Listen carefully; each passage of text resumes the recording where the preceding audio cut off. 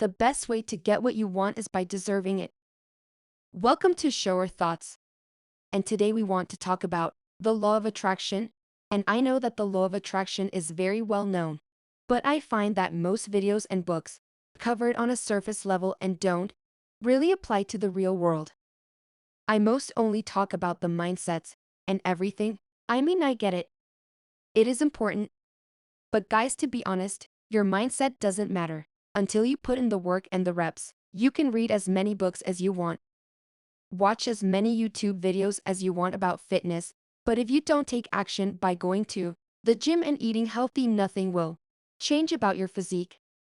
And this applies to everything.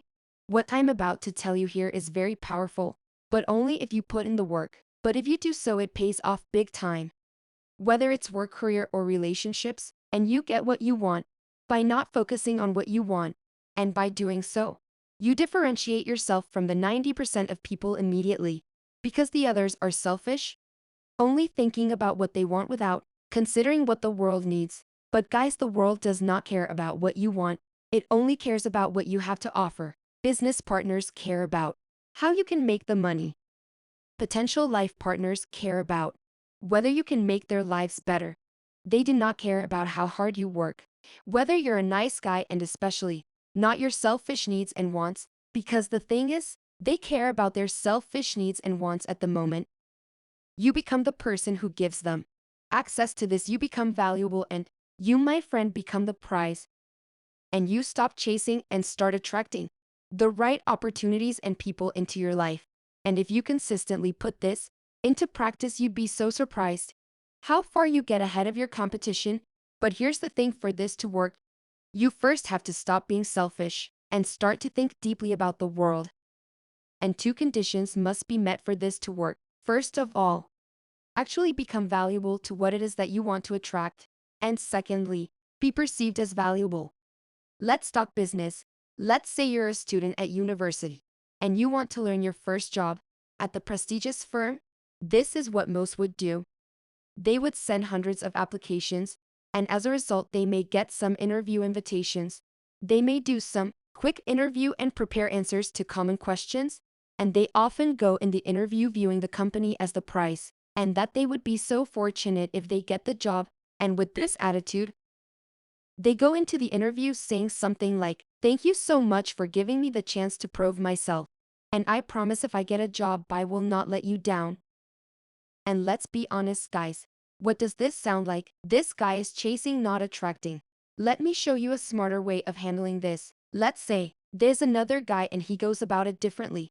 He researches the problems the industry is facing right now and the impact on the firms that he is applying to, and he thinks about solutions to those problems and about how he would use his skills to implement the solution and the potential impact of these solutions on the firms.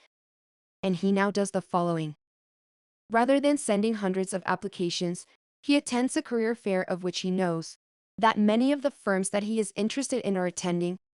And what he does is having genuine conversations with company executives of the firms that he is interested in, and rather than asking, "Well, can I get a job?" or diving straight into the problems and solutions that he identified, he's rather asking something like this: "In your opinion, which are the biggest challenges you think the industry and your firm are currently facing?" And the executive names some of the problems, and the guy says, "Interesting. I think one way to handle the problems you just mentioned would be this." And he casually talks about the solutions that he researched before, and assuming that the guy did his homework properly, the executive is getting interested. And the more they discuss about the problems and solutions, the more the executive realizes that this guy knows his stuff and that he will be a great asset for the company. And 10 to 15 minutes into the conversation, the executive says, "Look, we're recruiting for some graduate level positions right now, and I think you could be a good fit. Why don't you send us your CV? And we arrange an interview for you."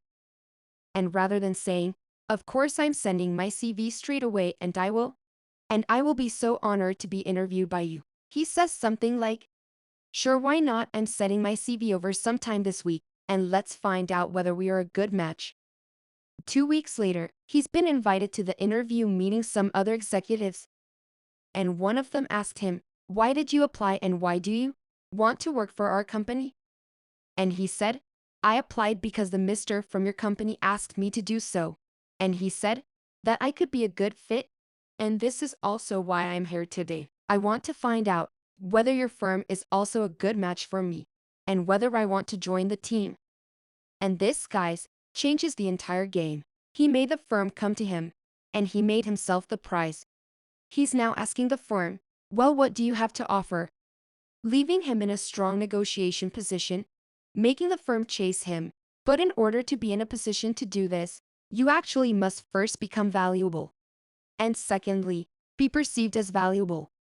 And if you think that you're not valuable, you have to work on this. And if you think, well, I am valuable, but I'm not perceived as valuable, you have to work on this. And the moment you become this, so many opportunities come to you, and you start to attract and not chase.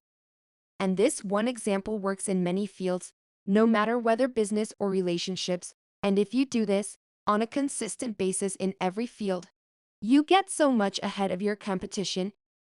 What do you think about this? Do you agree or do you think it's total BS? Please let me know. Thank you for watching,